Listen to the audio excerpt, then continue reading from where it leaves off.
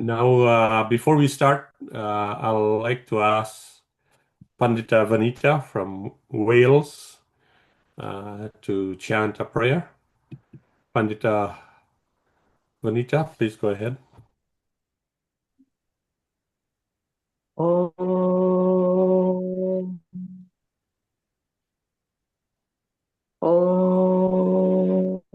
भूर्भुवः स्वः तत्सवितुर्वरेण्यं भर्गो देवस्य धीमहि धियो यो नः प्रचोदयात्। ॐ विश्वानि देव सवितर्दुरितानि परासुव यद्भद्रं तन आसुव। ॐ शान्ति शान्ति शान्तिः। नमस्ते। Dhanyavad. Thank you, Netaji. Okay. Now we can start. And first of all, we'll take up questions that have been raised in the discussion group. I think first question starts with Rutna Singh ji. This is the first one, Ashwini bhai.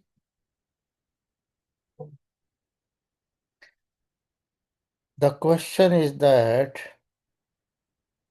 she says, please explain a statement of Swami Dayananda in the Satyarth Prakash when he stated that Shudras also should send their children to school, but without performing their Upanayana.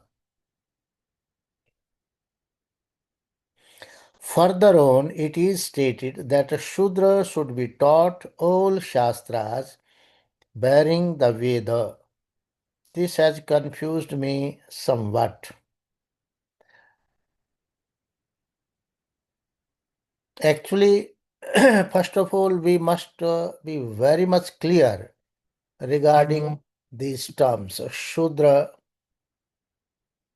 What is Shudra? In terms of Manusmriti and as well as in terms of Swami Dayananda, Shudra is an illiterate person. Shudra is an illiterate person. In fact, Manu has described two types of classes on the basis of education. One, he says Ekajati, and another class is Dvijati. Ekajati means who are illiterate, who have only one birth. Ekajati means one birth, biological birth from the mother, from the womb of the mother. So those who are illiterate, they are Ekajati and they are known as Shudras.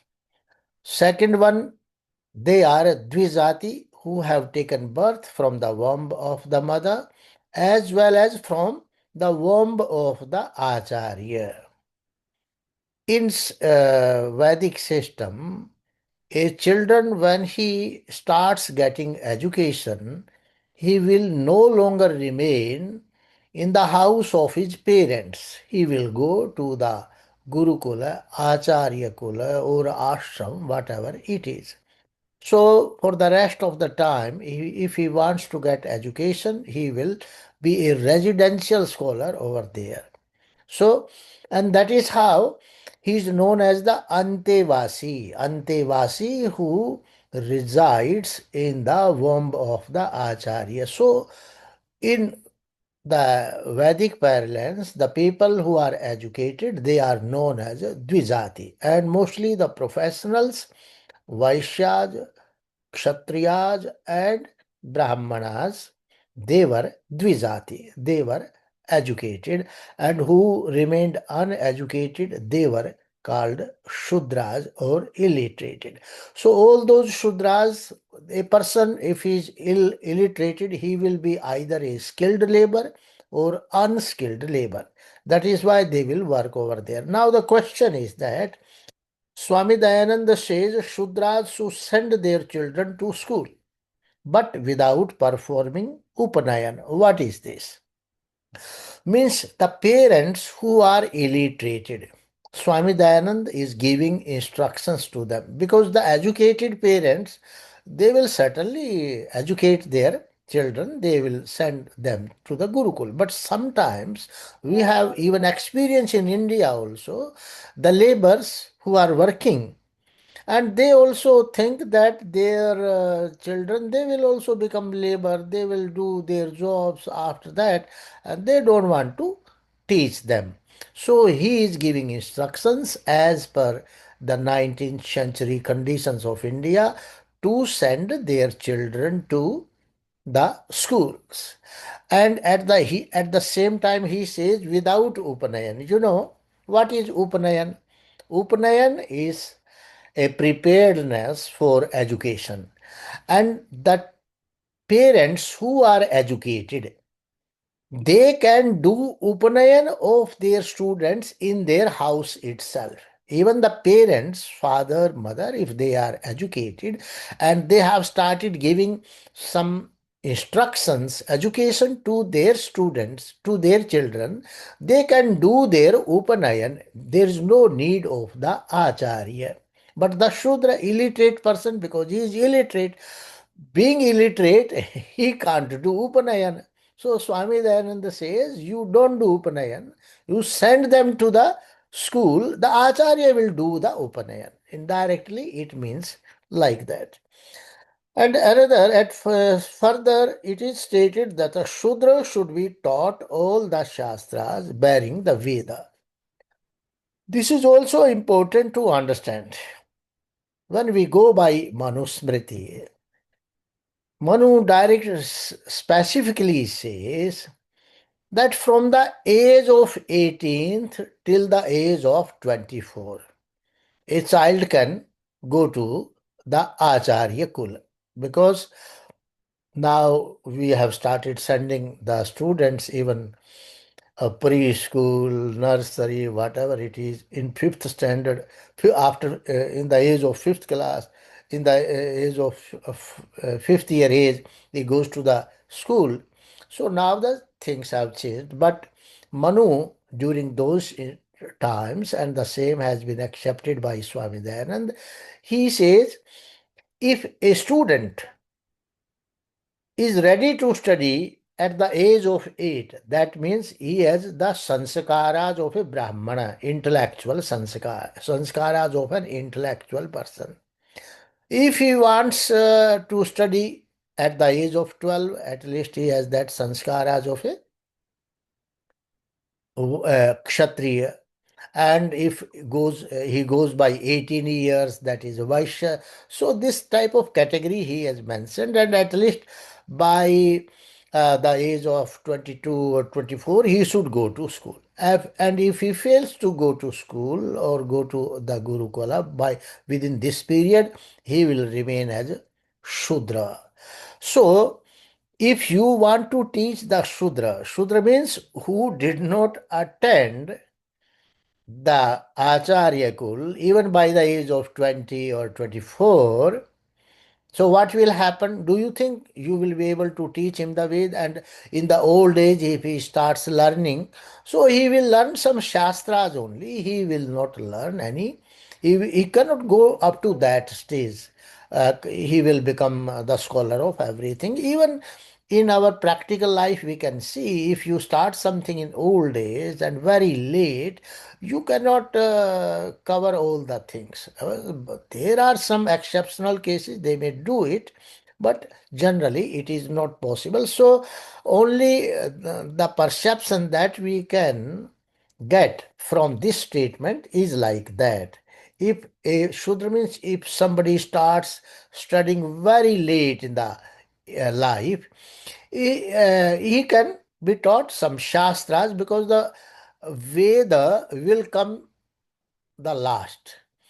And today, because we have the translated works with us, earlier there was no such translations. Vedas, they were in, if they were in written form, the original Sanskrit mantras were there. I don't think there were some translations, and these translations started later, and so they could not have access to the Veda. If you don't have access to the grammar, to we call them Vedanga, to the Jyotish, to the Kalpa Sutras and all these things. So there is no question to reach the age of studying Veda. So this is the meaning here. And the people who have editing Satyarth, Prakash and all those, they must clarify these things. But these things have not been clarified. So this is the meaning. And now the second question is somebody asked that please explain the esoteric meaning of a Shiva and its etymology. Professor G, Yeah. sorry to interrupt. Can I just go back to the first question just quickly? Usually when we hear Shudra, it's often in a caste context. Shudra. I've never really heard this explanation, but certainly Swami Dayanand did not mean that in the context in which it has been used in the Satya Prakash. Can you just once again expand a little on Shudra in this context and not the caste context? Means Shudra in the context of caste. No, in the context in which it has been used. The questioner in Swami Dayanand. You actually, the questioner, this is Rutna Singh, and she has not told me any context here. She is just quoting it. So I'm not able to, Namaste, Prof. Ji, namaste. It's Namaste, Ratna. Rutna ji. Yes, where, in what context this has been quoted? It's right towards the beginning of Satyarth Prakash, the version that I have.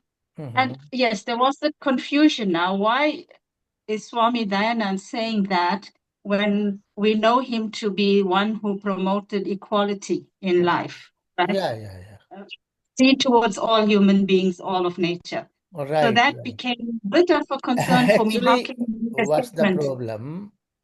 As I told, the first edition of Satyarth Prakash, there were so many interpolations. Then it had to be banned. Then the second version was published. Because the writers, Swami Dayanand, he himself never used to write. He used to dictate. And the writers, by that time, they were mostly Brahmanas, Brahman caste people. So when they used to write, because if you will dictate, you will write, first you will do a rough draft, then you will finalize it. When they used to finalize it, so they used to bring such ideas within their mind and they used to write that. Or Swami, as per Swami Dayananda, Brahman means a person of Brahman sanskaras. Kshatriya means a person of Kshatriya sanskaras. Vaishya means a person of Vaishya sanskaras. Shudra means a person of Shudra sanskaras. That is the meaning of Swami Dayananda. Guna karma swabhava. A person who has the gunas, swabhav and karma of Shudra, he is Shudra. He may belong to any caste.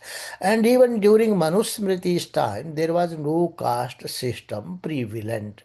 Only this developed later when you can say what happens, some professions, they were observed or they were conducted by the in family system, just like somebody is working on shipping industry, so there developed families which were engaged in these systems. Even in Bhoj, King Bhoj is there and his famous work is Samarangana Sutradhar. He writes over there that these technologies and these so many technical things, they are being carried out within certain families and clans. and the people, they have copyright over them. So when this professional system, particular professions, they were carried out within particular families, then this caste system developed in India, because those people who were working, suppose in iron, they were known as iron samit, the shilpis they were called. And with that system, slowly and steadily this caste system came into being. But the problem is that the uh, Varn of Brahman and caste of Brahman was synonymous. So the Brahman caste people, they were identified with the Varn of Brahman. So this was a mistake. Brahman as a caste is different, Brahman as a Varn is different. Similarly, the lower caste people who were laborers or workers, uneducated, they were identified with the Shudra class people. So those lower caste people, they were identified with the Shudra Varna, and in fact, the Shudra Varna is different from Shudra castes. So that has to be distinguished. And whatever Swami Dayananda or these people writes in Satyarth Prakash in this context of education also, they are writing and they are also confused by these statements. But the edition of Satyarth Prakash that I have translated, I have done work. I have not written all these type of things. If I have done it, I have explained that. So this is a confusion persisting by those translators, by those editors. They are not able to bring out the real meaning of these statements. So Upanayan, if a parent is a Sudra, he can't do Upanayan, because only an educated person he will do Upanayan. He can't teach their children at home, because when you are sending your child to the school at the age of 8, so from during home tutoring will start. When the home tutoring will start, you will do the Upanayan. Any parent will do the Upanayan. So if you are not doing home tutoring and the child goes to the school, then the Acharya will do. So the different ages have been defined. Even by the age of 22, you can go to the Gurukula. So this is what he says. And when he says that Shudras should teach their children, in fact, at Swami Dayanand, at one place he says, Pita Mata Shatru Pita Vairi Yena Putro Na Pachita hai. Those parents are enemy of their children who have not taught their children. He writes like that. So there is no question. If a Shudra is so intelligent that, if you start studying, you started your study in your 20s, you can say, and you are so intelligent, you have gone through all Shastras and you are able to read Veda, you can read. So there is not some restrictions. One's minimum standard he is talking about. Minimum standard. They can be taught Shastras, at least Shastras. So the writer should point out these things. He is not saying that he is not unable, and he says that there is no need of. He should have written minimum Shastras he should be taught. But that's enough. So he Yeah. has no right Thank to you. study Veda. Thank you. For me, you have clarified my confusion. Yeah, So yeah. thank you so much. Actually, this Satyarth Prakash also needs to be revised. And what I have done in my version. But these RS Maji people who are heading different, somebody's Sarvadeshik Pratinidhi Prabhakari, they don't have the power, and they don't try to touch all these things. Although they are touching so many other things which Swami Dayanand told, and they are not accepting it. But in Satyarthas and all these things, such confusing statements they have not clarified. The need is there for clarification. So we can proceed further. Next question is, what is the esoteric meaning of a Shiva and its etymology? Means meaning of a Shiva is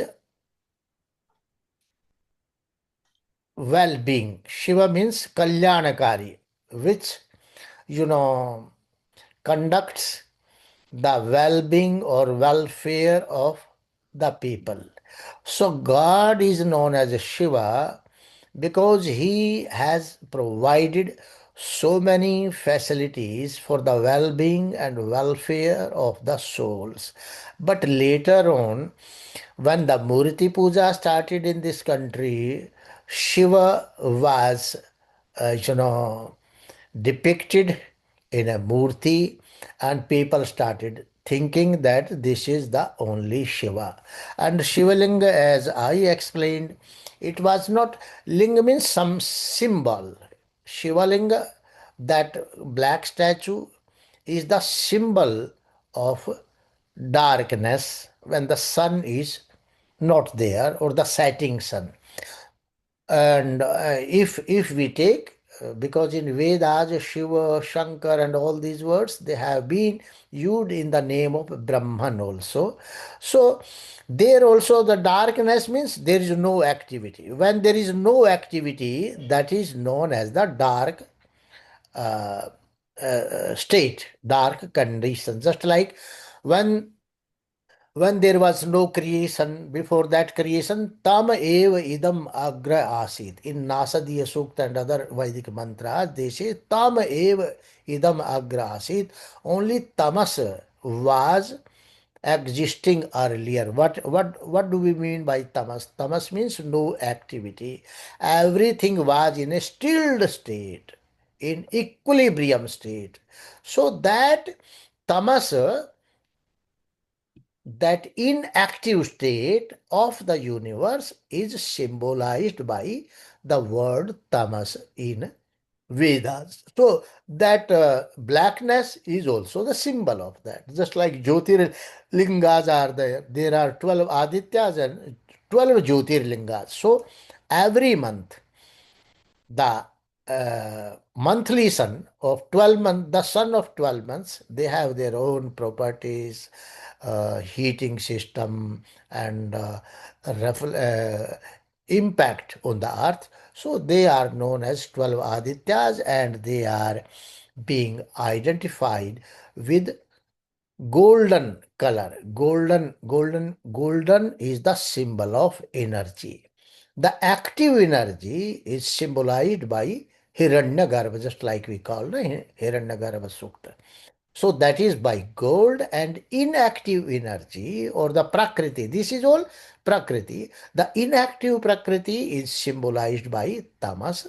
Active Prakriti or energy is symbolized by gold. So this is the difference. But now the people, they have different meanings because of ignorance and lack of knowledge. Raviji, Professor? Yeah. Continuing with the concept of Shiva, Yeah. the Upanishadic literature talks and Shankaracharya's talks of Shivoham, Shivoham. What does that mean? Yeah. There Shankaracharya, there the Shiva means Atman. Shankaracharya says Shivoham, Shivoham. I am Atma Swarupa. I am not body. When they say like that, I'm not body, I'm not mind, generally what happens, the people, they identify themselves with their body, sometimes with their mind, but they are not able to realize or identify their true nature of the self. Our true nature of self is pure spiritual nature, pure Atman. We cannot be neither we are body, neither we are mind, neither we are buddhi, intellectual power, nor we are ahankar. So when Shankar says Shivoham, Shivoham, that means I am pure soul, different from or distinct from this body, mind, and all these material things. That he means there. Now the next question is by Vinita ji. She asks, please could you enlighten us on monotheism in Vedas in comparison to much later texts, and how and why polytheism has taken root so firmly in Bharat and diaspora? That's also a very good question. Monotheism in the Vedas. Vedic monotheism, I made it very clear, means there is one supreme power. It has various functions, and those various functions, they have been described by various names. So one supreme power with different functions or with different attributes, different characteristics, he is named differently. That is the Vedic monotheism. There is no uh, uh, other parallel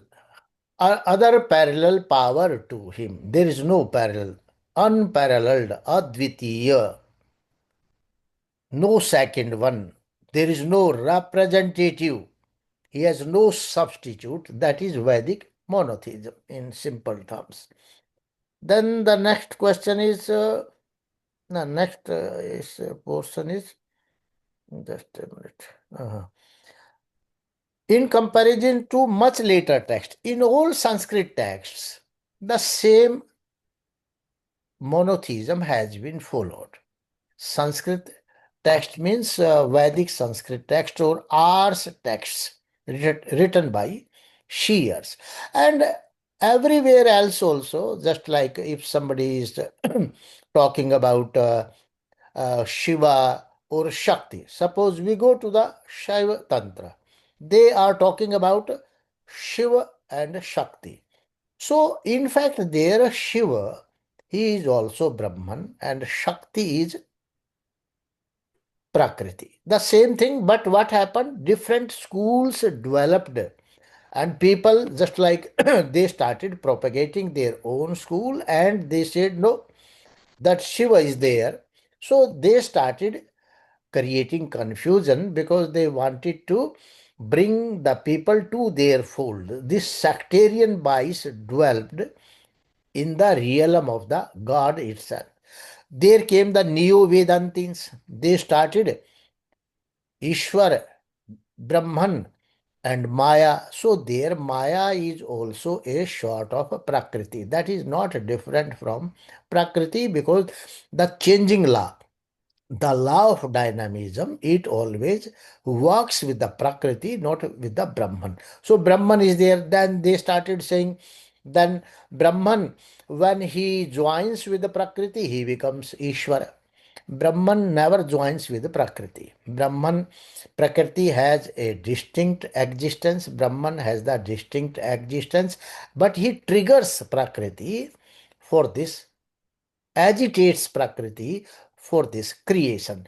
So when Brahman, he agitates Prakriti and the law of Brahman starts functioning in Prakriti for creating different things, for imparting the fruits of the karmas like this, that law, during that creation stage, the Brahman is known as Ishvara. So pure Ishvara, without any functioning stage, he is known as Brahman. That is only the difference. That is there in the Veda also.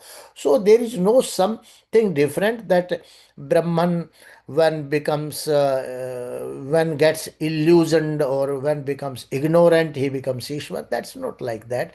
People are misunderstanding the meaning of these terms. Similarly, there are so many other Vishnu, Narayana, every sects have developed and they are starting preaching the same monotheistic view in a polytheistic way. And why the polytheism came? Polytheism came in India because of this Murti Puja. Now you go to India, everywhere, every state, people have their Kul Devatas, Kul Devis, different deities are there, different Devatas are there. So this gave rise to the concept of polytheism. And first of all, before Murti Puja also, the people, they start, in fact, not, I can't say before Murti Puja, it came after Murti Puja itself. This whole Tantra literature developed later.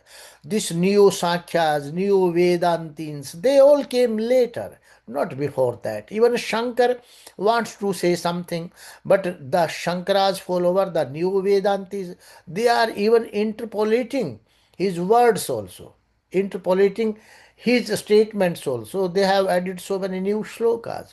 So this, after Murti Puja started in India, after Buddhism, Jainism, when Buddhism came into being, so from that period, this Murti Puja and all those things, they started, and polytheism came along with Murti Puja itself. Before Murti Puja was not there, there was no polytheism, because these words were given by foreign scholars. Why they gave these words? When they found the people practicing all these things. There is no word polytheism, henotheism, or monotheism in Veda. There is no synonym word for these things in the Vedas. So these things came later. Professor? Yeah. Professor G? I have a comment here and a question. If Swami Dayanand also defined, quote unquote, God, which I don't like to use because I think that's a Abrahamic concept, and it has caused a lot of confusion among us Hindus. But if there is one ultimate reality, which you just said in your opening remarks answering the question, if there is one ultimate reality which we call Sat, and the various deities, they are really, as you said, I'm paraphrasing, expressions, functions, or names of that one reality. What is the problem then with Murti worship? If these various deities, Agni, Indra, Varuna, Surya, and so on, are expressions, functions, or names of that one reality, what is the problem then? Arya Samajas in particular have with devotional worship. You are right. Problem, there is no problem. If you worship God as a Varuna, there is no problem. If you worship the same God as a Shiva, there is no problem. If you worship the God as a Indra, there's no problem. The problem is that problem is in our mind. If you think that Indra is different from Varuna, if you think Indra is different from Shiva, if you think Bhag is different from Indra, or Indra is different from Soma, then the problem comes. So problem comes in the mind of the seekers, and problem is neither with Swami Dayananda, nor in the Veda, nor in any Shastra. This is the subjective problems. If you say Varuna, then why you say that my God is best, your God is not best? That is a problem. We are addressing those problems. You do puja of God in the name of Varuna.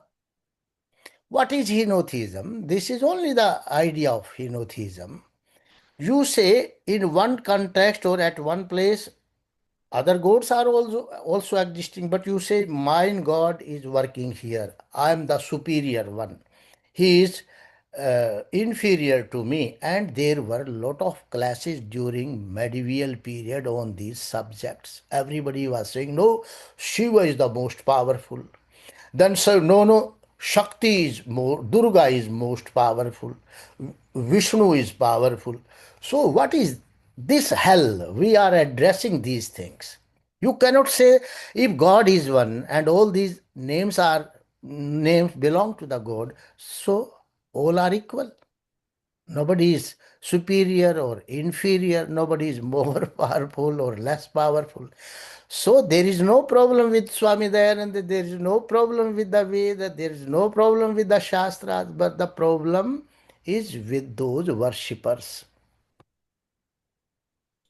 So, Professor G, Yeah. but the problem is also those who are quote unquote educated and are in Right. the priestly state, they are not explaining it as such. And Yes. so the problem, the congregation is left with nothing. Right. So Confusion. that's a great problem. Swami Dayananda says when the educated person they will air the confusing ideas, the public, the general public, they will become confused.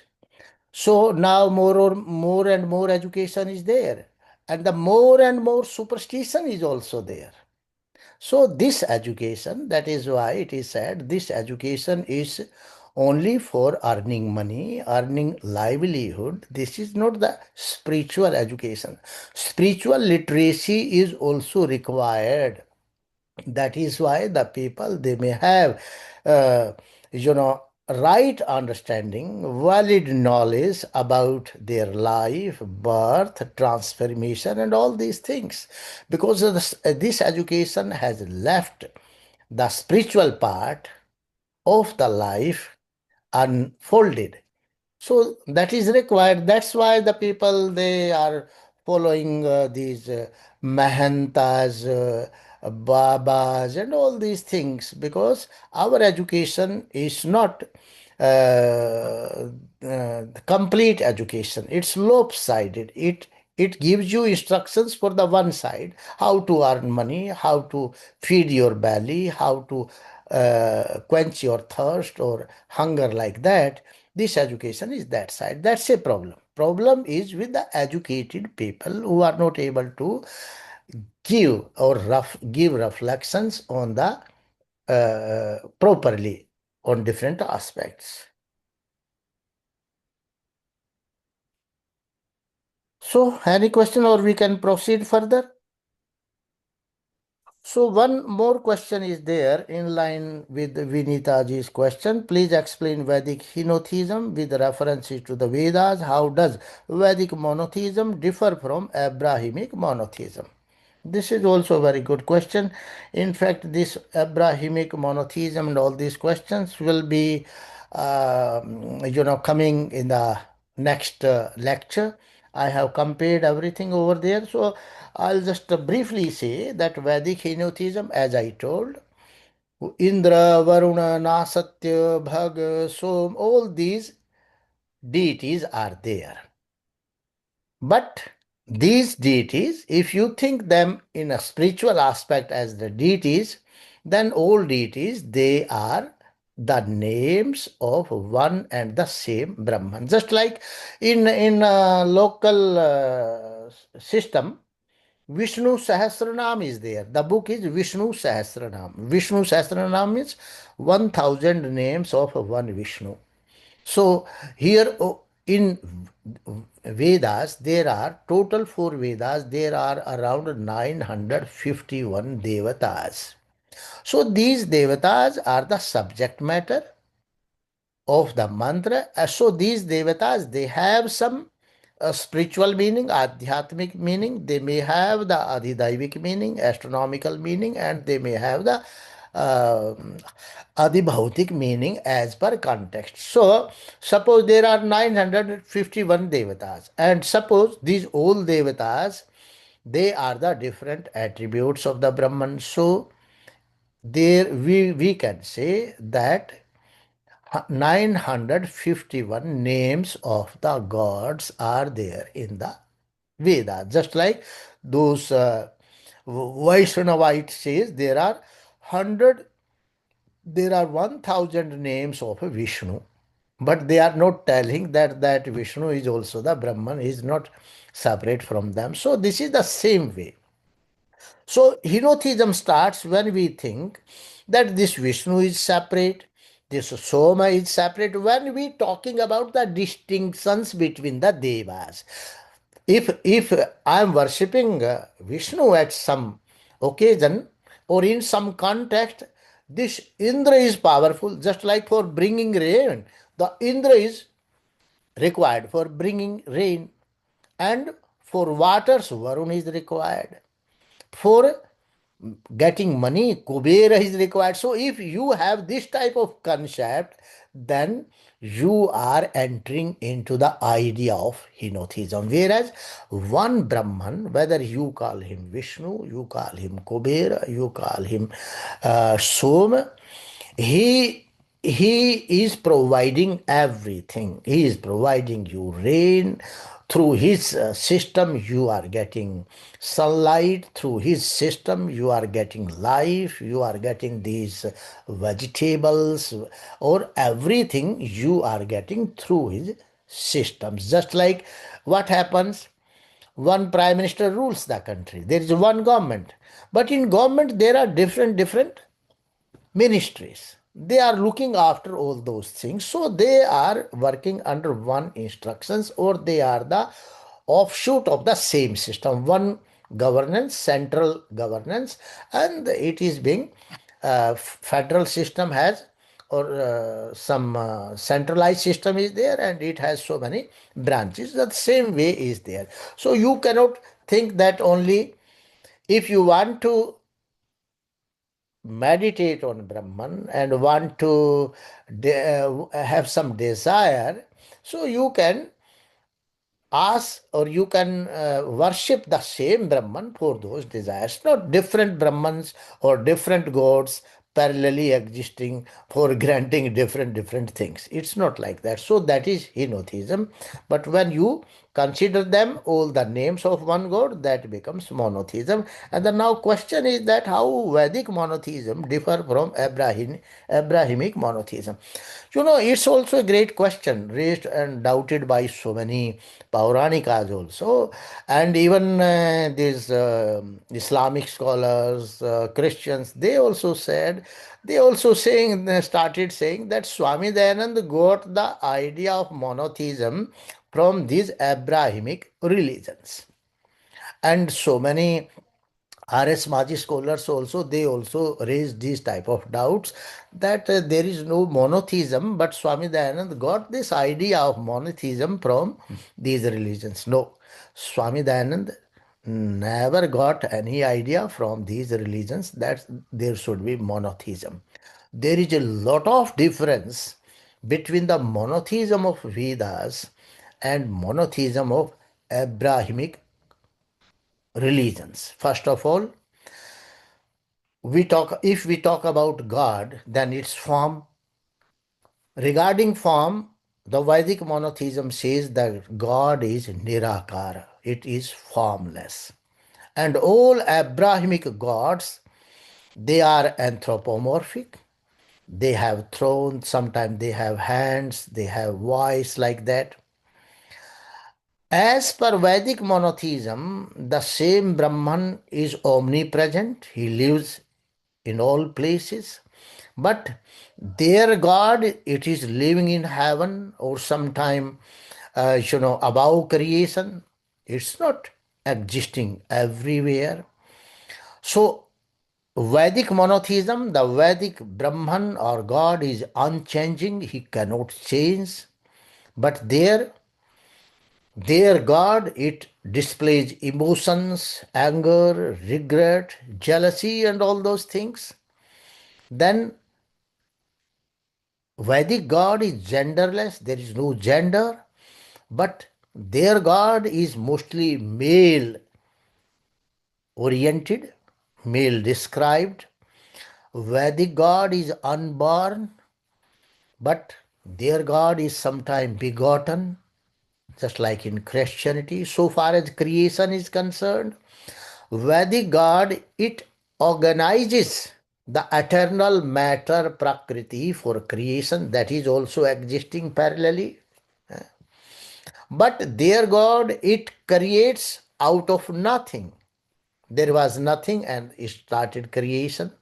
The process of creation in Vedic system is law governed and cyclic. It's governed by law.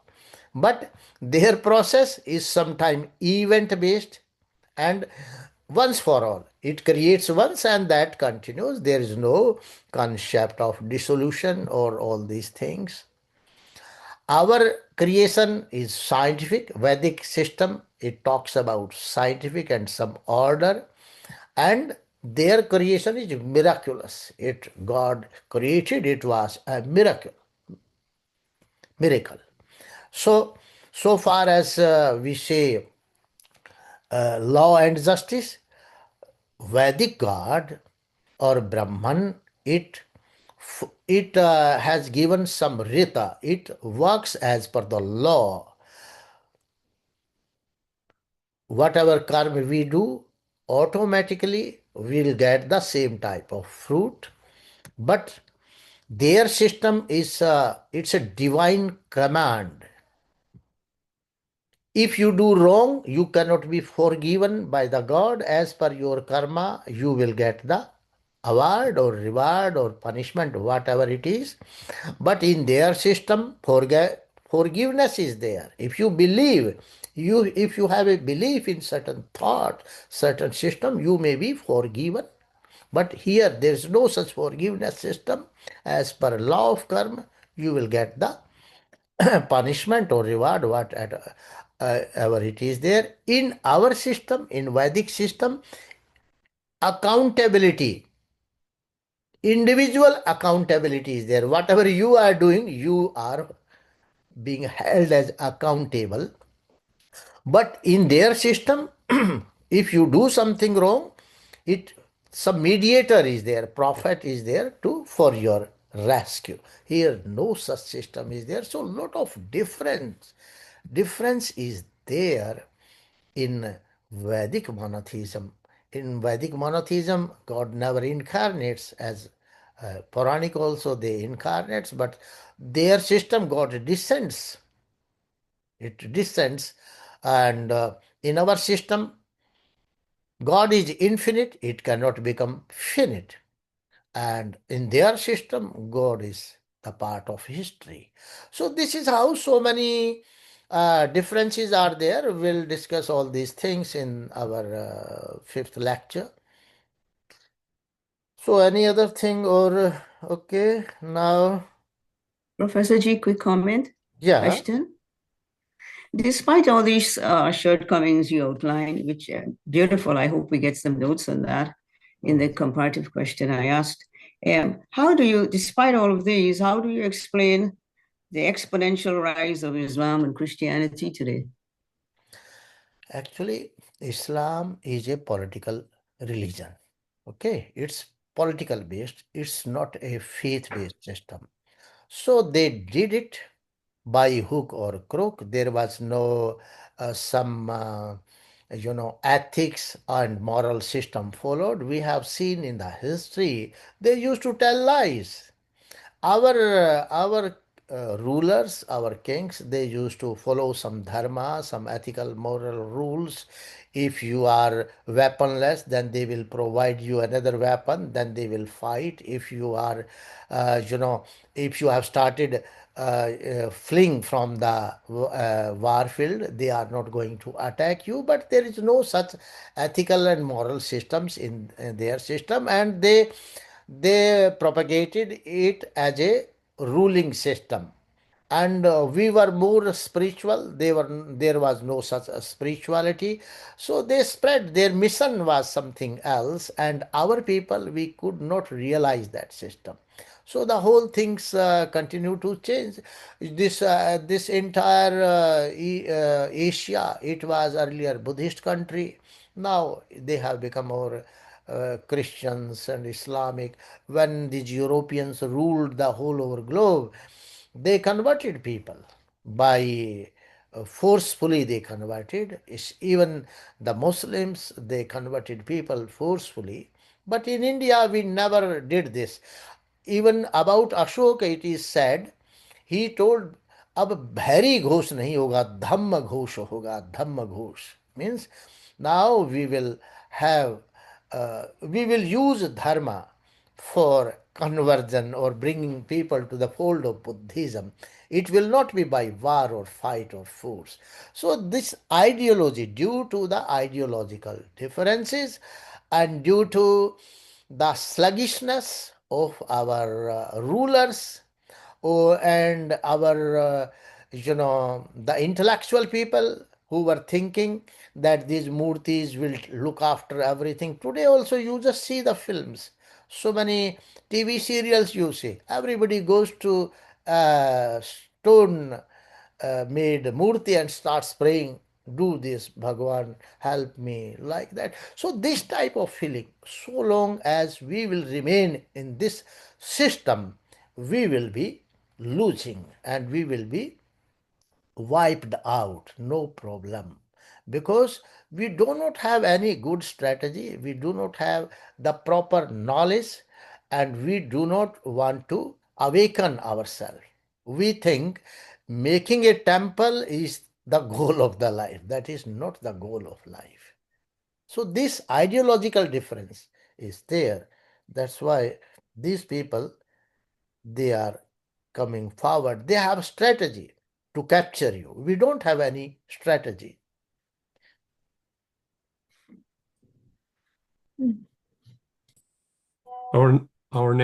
There's one more question on the Vedic Science study class chat So this question from is Usha Thakur. okay. I do not feel those who call themselves the practitioner of Sanatan Dharma are themselves enlightened, as majority of Indian diaspora are the followers of polytheism. Yes, and this cannot be wiped out, and hence Vedic believer always stood as in minority. Can we explain why should the Vedas be prerequisite in our basic education then? Yes, it's a very good question and reality expressed by Usha Thakurji, because everybody has become the practitioner of polytheism. We do not want to go away or leave this practice. Why? There is one reason. Because this through these temples, through this Murti Puja, lakhs of people, hundred thousands of people, they are earning their livelihood. If I'm preaching or giving this knowledge, nobody gives me even a single paisa. If I'll make a temple, I'll install a statue, you will offer in the name of God, and to that statue, that's a problem. So the people who are living their earning by this system, they are not going to live it. Even Shankara, you just imagine a Shankara, a great scholar, Advaitika, who says Jaganamithya, this whole world is meaningless, on one Brahman is there, you must concentrate on Brahman. All Shankaracharyas, they are engaged in Murti Puja. So they are not following Shankara. So at least you are RS Maji, and I think 90% of RS Majis, they follow sometimes Swami Dayananda, but their system, they are not following their guru. That's a problem. So this cannot be removed. Why? Because we have now become more materialist instead of a spiritualist. Everybody is thinking about making money, and this this temples, Hare Krishna temple, what ISKCON is registered in USA. Mostly foreigners are there. These foreigners could realize that this temple making is a very good business. So they have now temples in 160 countries. You do not have. And they are earning lot of money from India. This all money they are earning, and it's a business. It's a business. It's not spirituality. Mind it. So people now are more prone to business instead of spirituality. Spirituality is a path very difficult. You will have to walk alone, and this business, you need money, you need power, you need pomp and show, all these things. So this is not going to be obliterated or removed from the Indian scene. Uh, now there is a business even in religion. So spirituality is different thing, and now religion is different thing. These are all religious tactics, not the spiritual things. Thank you. Thank you, Professor G.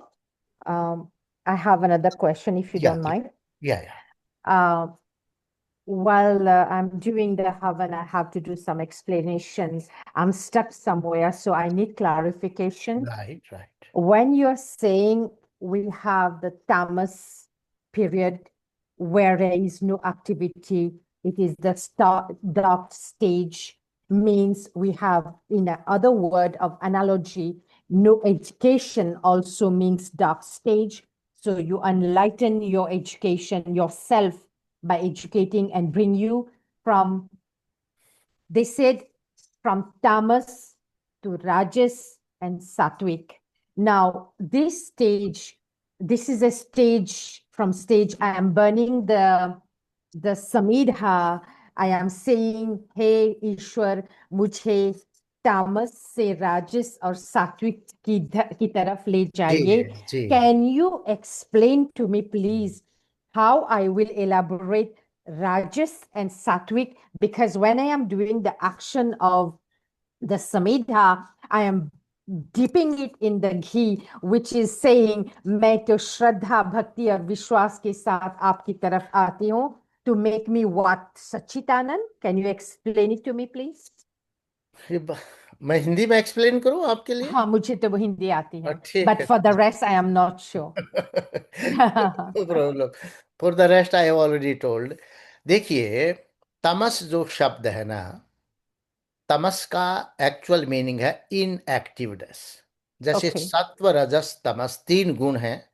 सत्व is intelligence, रजस means motion, गति, और तमस means inertia, जहां पर कोई गति नहीं है, जहां पर कोई एक्टिविटी नहीं है, उसको हम तमस बोलते हैं.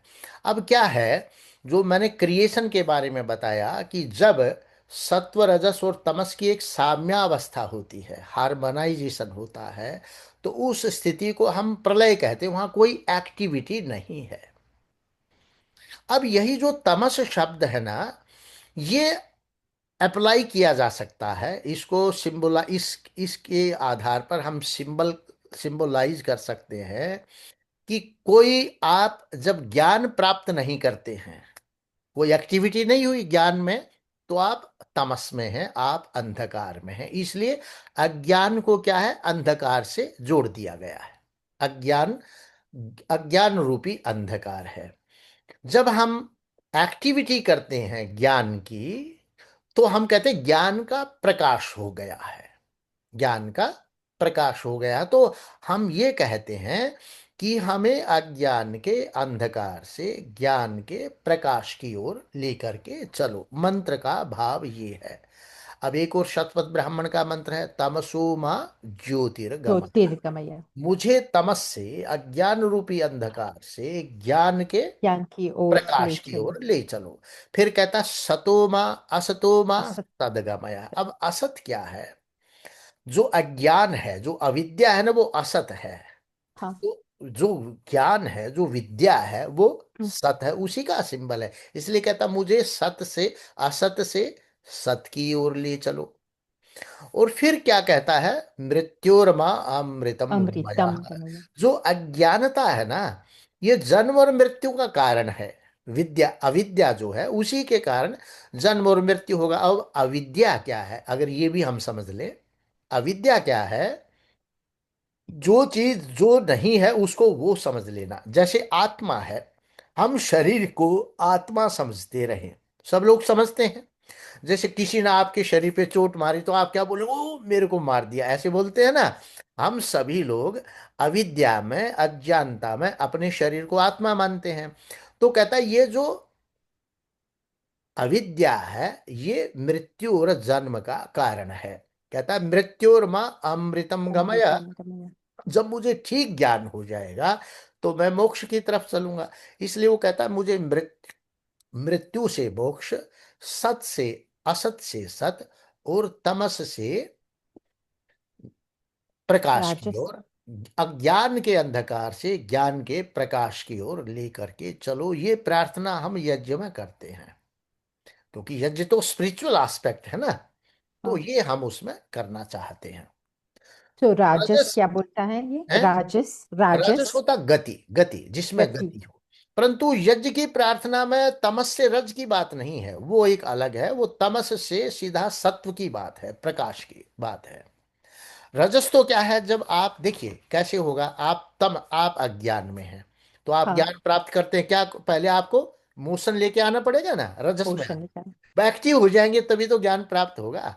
तो तमस से रजस का मतलब, जो हम निठल्ले पड़े हैं, जो हम काम नहीं कर रहे, जब हम गतिशील हो जाए, तो वो गतिशील। है, वो अवस्था क्या है, रजस की। और जब हम प्राप्त राजस। करना स्टार्ट करेंगे, वो ज्ञान की अवस्था है, सत्व की अवस्था है। तो वो तीन अच्छा। अवस्थाओं से व्यक्ति गुजरता है। अब हम बैठे हैं, हम स्वप्न ले रहे हैं, अब सोचते हैं हमें, आप सोचते हैं कि मुझे लंदन जाना है, तो आप बैठे बैठे तो लंदन जा नहीं सकते शेख चिल्ली की तरह, उसके लिए तो आपको उठना, फिर प्लेन बुक करना, जाना, ये जो एक्टिविटी, ये सारा रजस हुआ। और जब आप लंदन पहुंच गए, तो समझो सत्व हो गया, प्रकाश, आपने अपने डेस्टिनेशन को अचीव कर लिया। तो ये सारा सिस्टम ये है। Oh, very well explained, Professor G. Thank you. Okay. So any other questions you can. We have some questions in the Zoom chat, Yeah. and Mhm. I'd just like to inform Dr. Vishwajit Singh. We'll come to him in a few minutes. The first question is from Pandita Prisha Bogal from South Africa.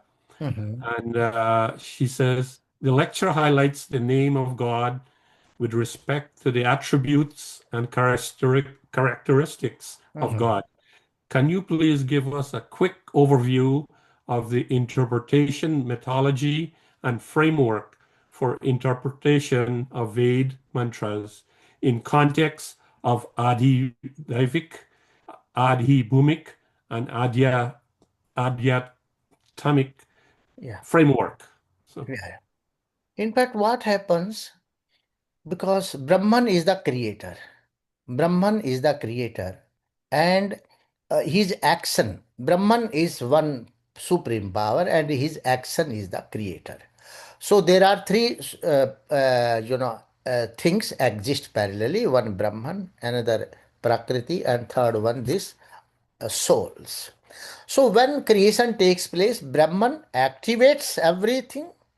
यह आत्मदा बलदा यश विश्वम उपासते, we say that यह आत्मदा, he activates all souls, balada, he activates energy also. So this is how this creation is created.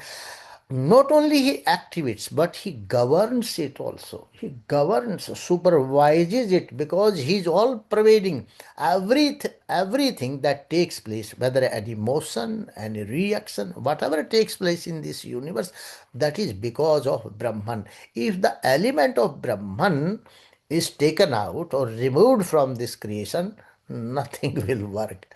Everybody stop functioning. So that is why its importance is there. Now, starting from Brahman till the creation, it's all the play of Brahman itself. So Adhyatmic means knowing about that supreme power, that Brahman, and knowing about these souls, the Chetana world, that is Adhyatmika. Adhidaivik means this astronomical world, all these cosmic things, whatever it is, this is Adhidaivika. Dev means astronomy. Dev means astronomical. And this, the world where we are living, these souls are functioning, they are doing work around us, that is Adhi Bhautika. So the Vedic mantras, they point out to that adhyatmic meaning also in their, when they are translated spiritually, just like the Subaruna, Mitra, Varun, Agni, everything, Bhumi, Akash, they are also the name of gods, and they also they are also the names of the various cosmic entities, because the language is one, Sanskrit, and one language at different levels, it identifies the different things. So the same Agni is Brahman, same Agni is energy, same Agni is the light of the sun, and the same Agni is the fire on the earth. So this fire on the earth is Adhibhautik, the light of the sun is Adhidaivik, and the Brahman, that is uh, uh, fire of knowledge, or that is Agni, Adhyatmic. So what happened? Why all these things in Vedas are there parallelly? Because there is one principle, the unified principle, the law of Rit. Only one law is there. In modern physics and modern system, there are many laws. But in Veda, there is one unified law that is known as law of Rit, that functions at all levels, right from spirituality to this bhautik level, to the cosmic level. One law works. So parallelly, the same mantra may define adhyatma, may define cosmic things, or this ecology, it may define the nature of human being. One example I can give, in Patanjali's Mahabhashya, the work on grammar, he says, he is talking about the elementary similarity. He says, when you throw the lump of clay in the sky, it will neither go upward nor will go some transward. It will directly come on the earth, because its source, that clay's source, is earth. So every part will be attracted to its source. For another example, if you will burn a candle and if you put it down, upside down, that flame of the candle, it will not go towards earth. He says it will go towards the sun, because the sun is the source of fire and light in this solar system. So because that flame, it was the part of its main source, it will go towards that.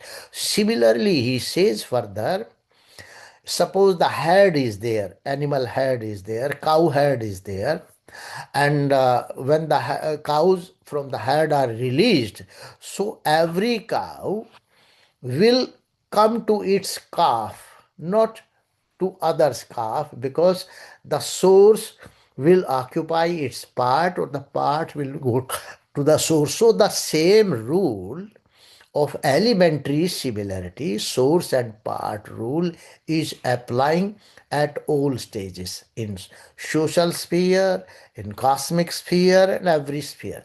But here you say that law of gravitation is there, but he defines the law of gravitation with that some similar one rule. So the Vedic system, it defines the law of Rita, it defines all the three spheres: Adhyatmic, Adhidaivik, and Adhibhautik, and there is no fourth system is there. The whole creation is divided into three things. So Veda, because it is the knowledge of creation, it describes the entire creation. It's the law of creation itself.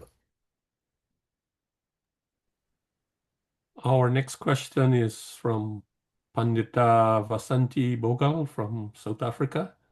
Yeah. And it says, the lecture on the names of gods is linked to the attributes of God. Can you please expand specifically on the concept of Agni, more so in the context of Agni Mire Purohitam, Rigved Mandala 1, Sukta 1, Mantra 1? Yeah.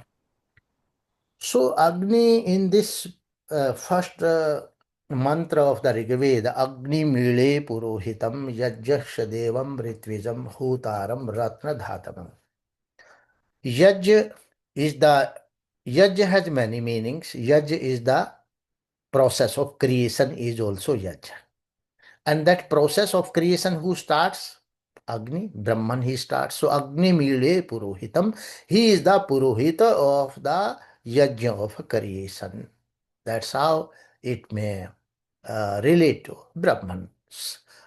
Another meaning of the same Agni, it may be energy. When the Yajna of creation is started, its prototype is the energy. So Agni here is also energy. And Agni is also the geothermal energy, because Agni Mide Purohitam Yajnasya Devam Ritvijam Hutaram Ratna Dhatamam. When this geothermal energy works, then this Ratna Dhatamam, all these, through volcanic activities, these mountains are formed, and all these minerals, they are located into mountains. So through geothermal energy also all these ratnas are received. And if Brahman creation is meant by it, then all these sun, nakshatra, stars, these are the ratnas. And if here Agni is also scholar, teacher. So when the Brahma Yajna is done, then Ratnadhatmam, those illiterate, uneducated students, they are polished, they are transformed, so they are acting as the Ratnas. So this is how one Agni, it can be interpreted at Adhyatmic level as Brahman, at cosmic level, Adidaivic level as energy, and at social level as a teacher. Like that it can be interpreted, and same interpretation was done by Swami Dayananda.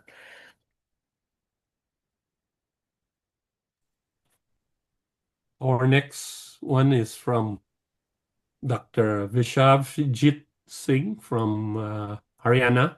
Yeah. And he says, I want to know why a Shivling is created as a statue for Shiv, but Shiv is neither takes birth nor he has death. So how can we recognize? Please advise.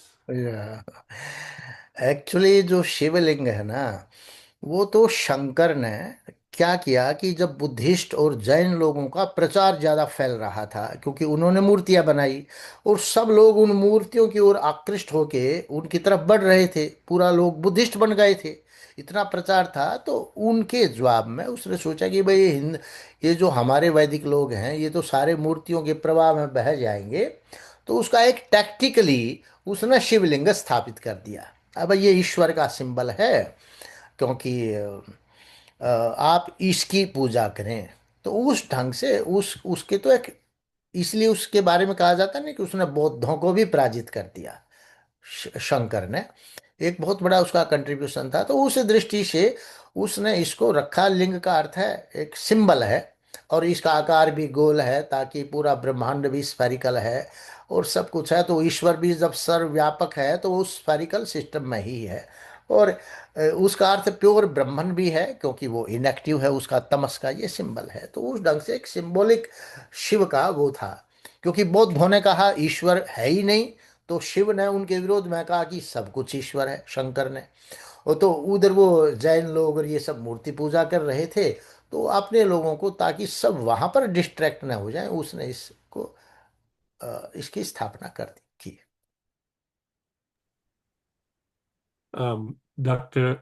Vishabjit ji, I know you had your hand up. Did you have another question?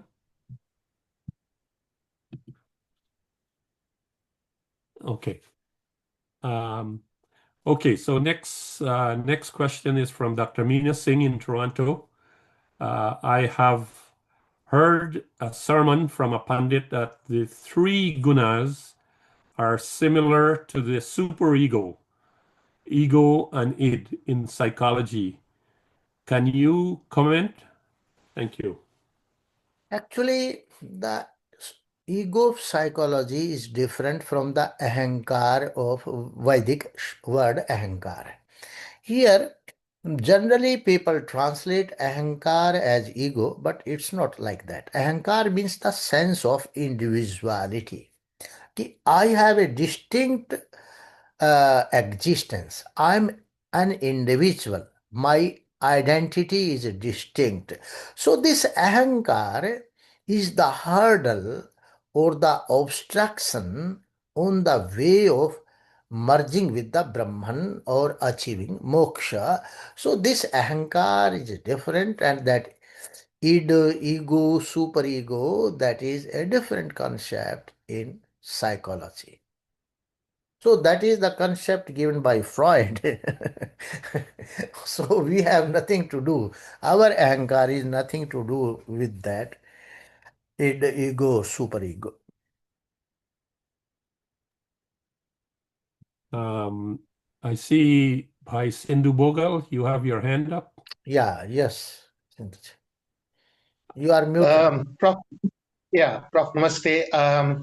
Prof, your lecture, the last week's lecture and in class discussion today, you touched a lot on the various names of God, attributes, and how this has been misinterpreted, misrepresented, and so forth in subsequent texts from which we get Murti Puja and all of the other malpractices that have stepped into Hinduism. And a lot of people ask questions about this. A few Benjis asked about this as well. So I was wondering whether you could to maybe just add another dimension to the lecture. You often speak about Vedanta.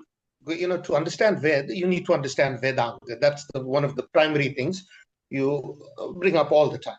All the scholars like you constantly say, you understand Vedas, you need Vedanta. And in Vedanta, Nirupta, Yaska's Nirupta, when he defines Deva as Danatava, Deepanatava, Dhyotanatava, Dhyostani, Bhavati, Tave, as Yaska. And maybe if you could just touch on what Devata actually means according to Yaska, and maybe explain to us how that misunderstanding, the fundamental misunderstanding of the meaning of the word Devata according to Yaska and Nirupta, that misunderstanding has contributed in a very large way to this concept of polytheism, henotheism, and so on. Yeah. If you could do that. Thanks, Prof. It's a very important question. In fact, there are two words, Deva and Devata. So Devata exclusively means the subject matter of the mantra with regard to the Veda. Devata means subject matter of the mantra. And now further describes, Ayask further describes, he says Deva eva Devata. So now the Deva meaning you have already explained with the reference of Yask, Devo, Danatava, Dyotanatava, Dyusthano, Bhavati Tiva. So if you are contributing to the society, to the nation, you are Dev, you are human Dev. If the sun or this moon or these natural forces, or they are giving us so many facilities, so they are natural devas. Similarly, because Brahman gives us everything, so he is a spiritual dev. So devas are of three types. Then Yask also says Dyusthano Bhavati Tiva. All these celestial bodies, they are also devas because they help in the settlements or in the origin of life in this cosmic system. This earth is also Deva because without earth no life can come. Similarly, the sun is also Dev, the air is also Dev. So, Deva, Danatava, if you contribute, it means it includes even the human beings as Devas. Just like the scholar is there, he imparts knowledge, so is Dev. And Upanishad says, Matri Devo Bhava, Pitri Devo Bhava, Acharya Devo Bhava. All three is Atiti Devo Bhava. These are the Devatas. Mata is also Dev. It's a human Dev, human God. No, don't go to Kali Durga. You are in your house, the human God is there. Matri Devo Bhava. Your father is the God, Deva. Acharya is also God, and Atiti. Atiti is not like guest. Atiti means a sannyasi who comes to your house or who visits your house without any pre date mentioning dates or so, those peripatetic monks who are spreading knowledge. So these are the three types of devas, four types of human devas. And similarly the king or ruler who protects you, who gives you the protection, he is also deva. So these are the three types of devas, human devas. Then natural devas, we know everybody. And the spiritual dev, it's no problem. Brahman is the spiritual dev. Now the Yask says Deva eva devata. So devata means subject matter of the Ved. So he says these devas, whether they are human beings or they are natural forces, or that is Brahman, they are the subject matter of the mantras. So that is why Swami Dayananda, when he translates his Veda Bhashya, he is talking about Vidwan, he is talking about commander, he is talking about Senapati, ruler. He, in his Veda Bhashya, all these things, they are the subject matter of the Veda. So this is the meaning of Deva and Devata. Our next question, who has is from Dr. Vishwav Jeet Singh from Haryana. I see you have your hand up. Go ahead. Yes.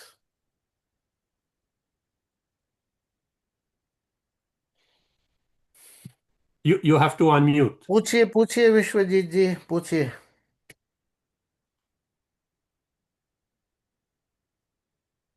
अपने आप को unmute करें, आप तो muted हैं अभी. ये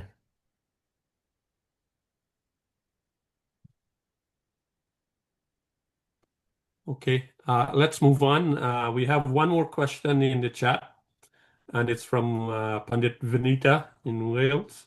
It yeah. says, Vaishnavas say that their worship of Radha Krishna is not objectionable because they are worshiping the Prakriti and Purusha nature of the universe. Would you explain why this is an incorrect interpretation in the Vedic context? Dhanyavad. Actually, first of all, there is no name of Devata as a Krishna in the Vedas. And there is no Radha as the name of a Prakriti in Vedas. Yes, the concept of a Krishna and a Radha, it comes in Bhagavad Purana. And the Krishna of Bhagavad is different from the Krishna of Mahabharata. Krishna of Mahabharata is a historical personality, and Krishna of Bhagavad is a astronomical personality. Krishna of Bhagavad, in fact, it is not Brahman. That point that symbolizes sun, and Radha, it symbolizes this earth, the Adhar of life. So in that sense, in Vedic sense, Radha and Krishna, as per Bhagavad, they can be sun and the earth. But if you give name a Krishna, because they are calling Krishna, Krishna consciousness and so many things based upon Bhagavad Gita. So their Krishna of Bhagavad Gita is a human being. It's not Nirakara. It has taken incarnation and he has faced anthropomorphic system. So that concept is not the Vedic concept. Yes, you may coin another word also. You may coin some other word for Brahman, for Prakriti. You may coin it. But now, because they have started saying that he is Purush and Radha is Prakriti, but they shall have to clarify whether their Krishna Purush is different from this Lord Krishna of Mahabharata or he is Brahman. If he is Brahman, it's okay, no problem. They can say Brahman also as a Krishna and Radha as a Prakriti, because these are two. Purusha and Prakriti's concept is there. Then what about souls? They will have to answer. So if there is ambiguity, what is happening, keeping in view of all these things, the people, they have given their own interpretations. Just like Sindhu Bhogal, he was telling me on phone yesterday or day before yesterday that even the Westerners, they have started giving scientific interpretation of Iliad and Odyssey, because we are giving the scientific interpretation of our literature, because their literature is not so scientific as to be interpreted scientifically. Our literature in fact is scientific, and it has scientific basis, so we can interpret it. So they have brought this concept of Radha and Krishna as Purusha and Prakriti, but they will have to clarify whether this Krishna of Mahabharata, who gave the sermon of Gita, he is that one or that one. So there is a confusion with them, and they just. I told this is all business, business in the religion, and when the business is there, the people be fooled. How the business is done? You will tell lie. You will unnecessarily propagate, market your things which don't have those values. You will say, oh, mine one is the best one. When you will start saying that mine one is the best one, it means you are doing business. You are not doing spirituality. We have two persons raising their hands. Yeah. First, like to call on Prisha Bogal from Germany. Prisha ji, please go ahead. Thank you. Just a quick question. In the lecture, you had mentioned that there's no bribing. Everything is based on our actions and our karmas, and the only thing that we can actually offer is dhyan. But with the Arya Samaj, quite honestly, I've seen very little evidence of meditation practice. Can you just comment on that, please, Guruji? Yes. Actually, the meaning of upasana is meditation. And we have Sandhya mantras. Sandhya mantras is also meditational mantras. Pranayama mantras, you call them, na, if you have those lists. So these are also meditational mantras. So accordingly, when we are doing Sandhya, we are supposed to do some meditation, some pranayama. Then we can start this Dev Yajna. So yajna is different. There are two types of yajna. Yajna of pranas. Pranas yajna is also there. That is known as pranayam. That is a separate thing. Arya Samaj must do that if they want to do upasana of Brahman. And yajna is a Brahma yajna. That is a separate aspect. So far as you were also asking that bribe, why that is bribery? If you say, God, you give me this one, I'll offer this much of money to you. So this is bribe. Mind it. No offering, no prayer can help you. Your upasana is karma. Whatever karma you will do, you will get its results. Whatever we are getting today, it is based upon our past karmas, or some karmas doing in recent past or so, because every karma, it takes time for its fruition. Some karmas, they are fructified immediately, some 10 years, some 20 years, some takes next life also, because whatever we keep on doing, that is in the line. They are like, one is exhausted, then another will come in the file, that is exhausted, then the other one will come in the file. So some are exhausted. You do so many karmas, so some other are exhausted in the last life. So real upasana is the yajna. Yajna means all welfare, good activity. Yajna means pranayama. Yajna means this Brahma yajna. Pancha mahayajnas are meant by yajna. So all these things, they are within the ambit of upasana. क्योंकि in Oh, Bhagavad Gita also Krishna says yajna dan Tapah karma na tyajyam. Yajya means old Panchamahayajas, dan giving, helping others, and tapaha means yoga. These are essential duties a human being is required to do. Our next person who has his hands up is Pandit Vikrant Ahuja from Detroit. Good to have you back, Pandit Vikrant. Oh, thank you, Bhai Ashwini ji. Thank you so much, Acharya ji, for shedding light on Adibautik, Adidevik, and Adhyatmik in reference to Agnimide Purohitam. Yeah. So my question was regarding each Vedic mantra. I have heard that each mantra has the Adidevik, Adibautik, and Adhyatmik meanings. Can you elaborate on that? And are there actually three or are there four meanings? And if so, what are they? You know, we cannot say that each mantra. Each mantra means mantras, they have Adhyatmik, Adhidaivik, Adhibhautik. Some mantra may have all the three meanings, some mantra may have one of either one of them. So there is no fourth. Whatever we say Adhibhautik or that, even the social meaning, social interpretations, political interpretations, some economic interpretations, they also come, everything comes in Adhyatmic. So there is no fourth meaning we can assign. It means some classification has been done. So everything that pertains to this loka where we are living, everything pertains to the human life or the material we are having as a means of our livelihood. That is all adhibhautik. That is that comes into adhibhautik. Okay, and the last person we have is Pandita Bhanu. Please go ahead. Thank you. Yes, Bhanuji. Professor G, Yeah.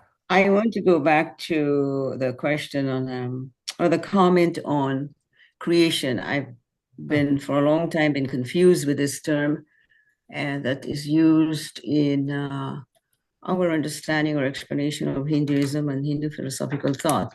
In the Abrahamic religion, they talk about God creating the universe. But if we define Brahman as vast, infinite, anantam, infinite consciousness, Brahman doesn't become a separate entity that acts and creates. How can we say then that the universe is created at the same time by Brahman? How can we use that term, create? I couldn't understand your last sentence. How can? Okay, if we define Uh-huh. Brahman, at which Swami Dayanand did in Yes. number 1 and number 2 of the 10 principles, and all of the literature, the Vedas, the Upanishad, that Brahman is the infinite consciousness, the Sat, the Anantam is the word. So how, in the Abrahamic thought, they say that God created the universe. If we define Brahman as this, Brahman doesn't become a separate entity that acts and creates. How then do we say that the universe was created by Brahman, equating it with exactly the Abrahamic way? Yeah, no. Brahman is not creating universe in Abrahamic way. I told Brahman is an element prevalent everywhere. Automatic system is there, cyclic system is there. The Prakriti is also within the ambit. Prakriti is the matter of creation, material things that are used in creation. So that is also there with the Brahman. The souls are also there in the ambit of Brahman. Brahman just triggers Prakriti. Triggers. He says, so akamayat eko aham bahushyam. Brahman, when the cyclic system comes of the next creation, he triggers Prakriti, and that trigger, who can give motion. Only the spiritual things, spiritual aspect can give. Just like a glass is there, you put the glass on the table, and as per Newton's law of motion, the glass, who can move the glass? No, no material thing can move a material object. Only some spiritual aspect or spiritual entity can move the material entity. So, when the Prakriti is lying dormant during dissolution, it is due to the willpower of Brahman that gets activated, that gets triggered, and this creation starts. So, our Brahman is not creation in the sense of Abrahamic God, Abrahamic Ishwar or Brahman. He organizes, he triggers the things, and as per his law, everything is the creation starts. Prof, sorry, and namaste again. If I can just add a little bit to that, my apologies for just cutting in. But maybe you can just also explain very quickly the difference between Brahma as knowledge, Brahma as creator, Brahman as singularity, and Brahma with the B, with the Brahma as illusion, and how this mix up and misconception in translating to English has led to this explosion of misunderstanding. Just Yes. Brahman, and Brahma. If you could just quickly touch on that, I think it'll help clear up a lot of Right. misunderstanding. Let's put in context. Thanks, Prof. Actually, one word is Brahman. Brahman is that almighty supreme power. Another word is Brahma. Brahma was the first seer born in the creation. That is known as Brahma.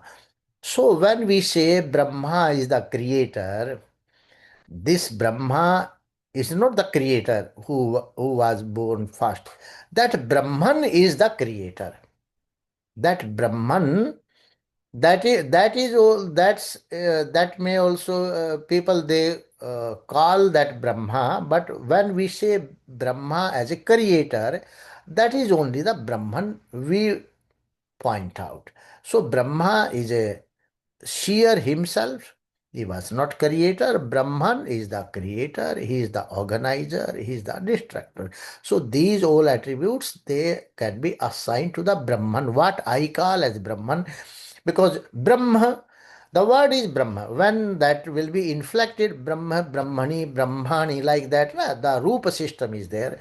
Just like Rama hai Ramau Rama. Similarly, the particular word is Brahman, but when it is declined in case system, its first nominative case becomes Brahma, Brahmani, Brahmani. So either you will call that Brahma, but if we will call that Brahma, people starts pronouncing as Brahma, Brahma, like that. So confusion is created. So I call that as Brahman is a pure spiritual entity, all pervading, and Brahma is the first person born in the creation itself. He was some seer in moksha, and Brahma is the confusion or illusion, we can say. If we consider something for another thing, just like if we consider rope as a snake, that is Brahma. If we consider body as the soul, that is Brahma. If we consider mind as the soul, that is also confusion, illusion, whatever you say. But these few terms are very, very confusing. Ignorance, quite confusing. People do not know what is ignorance. Avidya, Avidya cannot be ignorance. Avidya is something, a technical term. Avidya cannot be Brahma, because avidya means taking something else for something else. Just like if we are taking soul for body, that is avidya. So if you use avidya word for everything, I think that will be more correct. If you will translate avidya as ignorance, that will be wrong, because ignorance can be of anything. Na? It is an apply. It is general application, general term apply to anything. But here avidya is particularly this system, viveka. Vivek is not knowledge. Vivek means a discrimination between Atman and between body. That is viveka. And if you say Vivek means knowledge, that is wrong.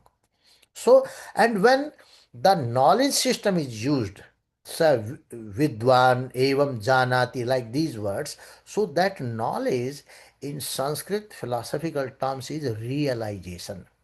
The Brahma Gyan. Brahma Gyan means realization of Brahman, knowledge of Brahman. Nahi?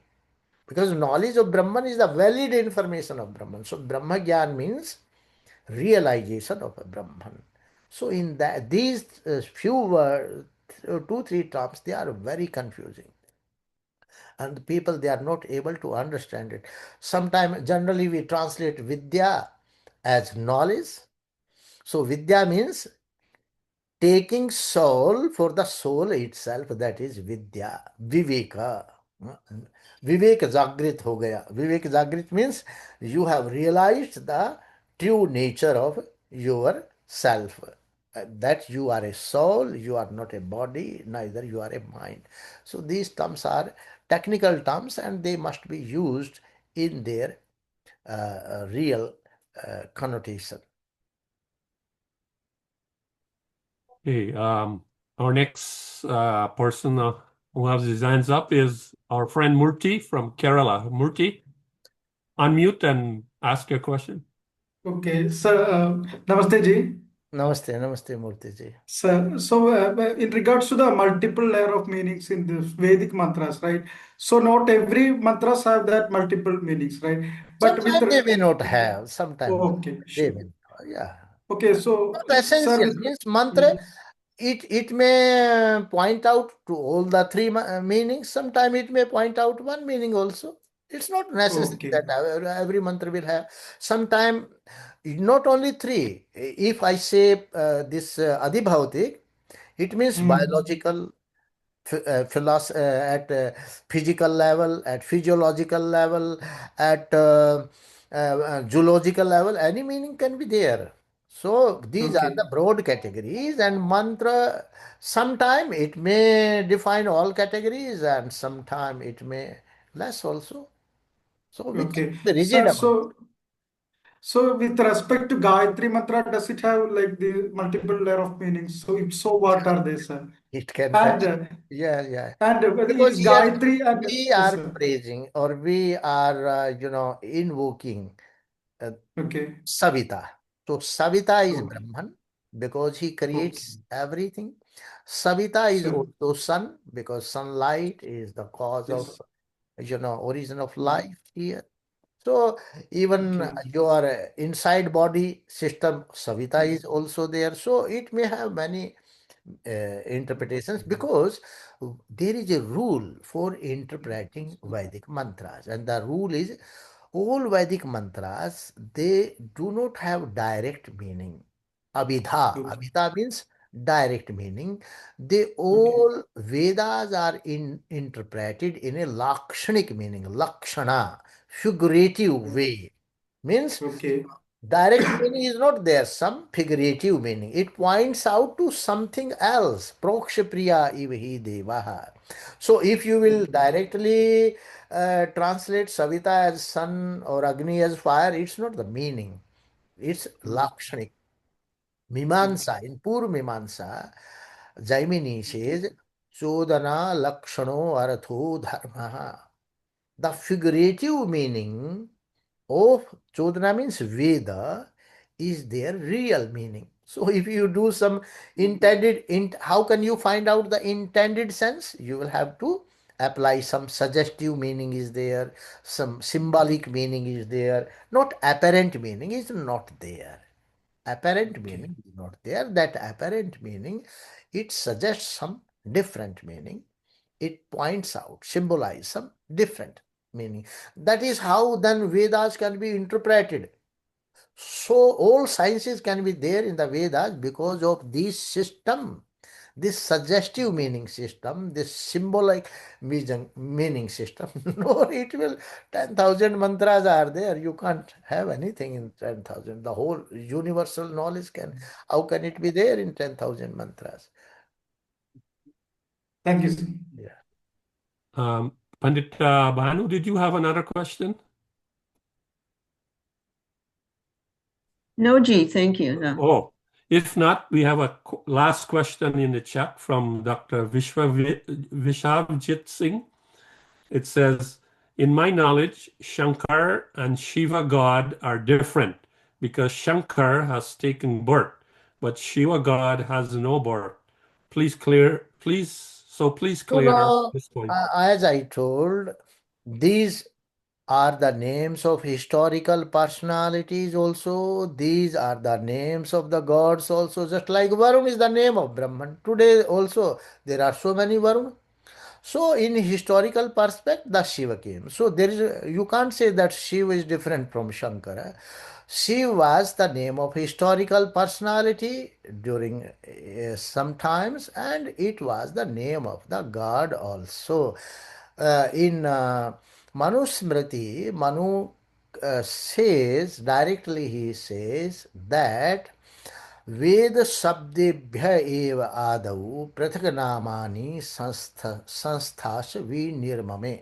When the Vedic language first came into this universe, then on the basis of the words of the Vedas themselves, because there was no other vocabulary or dictionary with the people, on the basis of the names of the Vedas themselves, the people were assigning the names to the human beings, to the natural things, and so many things. So we should not be confused. As I told, Krishna of Bhagavad is the son, and Krishna of Mahabharata is a historical personality.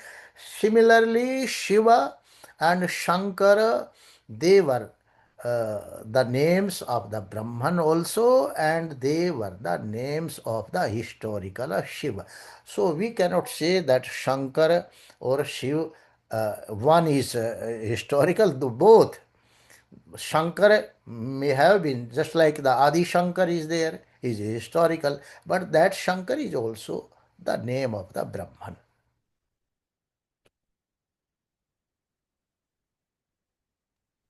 Okay, that's it. I'd like to just share one slide here, and it is our website.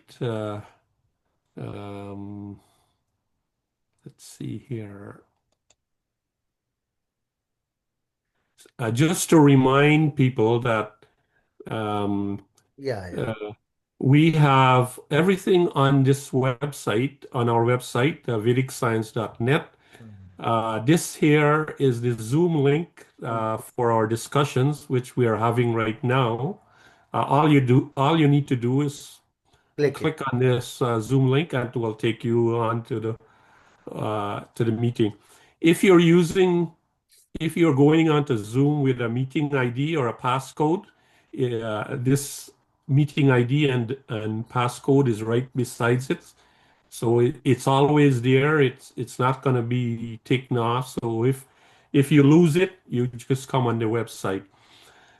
The other thing I want to point out on this website, we have the two texts, Satyarth Prakash, Volume 1, which is chapters 1 and 6, and Volume 2, chapters 7 and 10.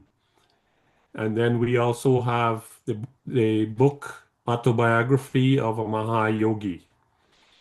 And below that, we have the 4 lectures that have been done so far, both in Hindi and English.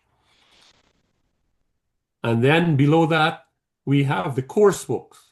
The course books have notes on the lectures, and it has multiple choice questions, long questions, short questions. This is intended to help you with understanding that particular lecture. And last but not least, each discussion that we have on Sundays, including this one, will be at the bottom here in blue, in dark blue. Today will be later today we will upload discussion 4, but discussion number 1, 2, and 3 are already there. So this is just a reminder because I think some people may have forgotten about all these features on the website. And with that, I'd like to say namaste and thank you. Thank you. You wanted to say something, Bhanuji? Yes, as he was on the Ashwiniji was on the website page. If he could have scrolled down and highlight the courses, but we cannot access those as yet until the commencement date. We cannot access the resource material for those courses. No, but until the commencement date. They will start when they will start from their starting date. You will be able to access. Now they have not started. Just like introduction to the Veda is going to start on 31st. So 31st you will have access. Then we'll inform you about their passwords also. That's why. Okay, thank you, thank you. It's okay. Namaste, everyone. Namaste. Namaste. Dhanyavad. Namaste. Namaste. Namaste.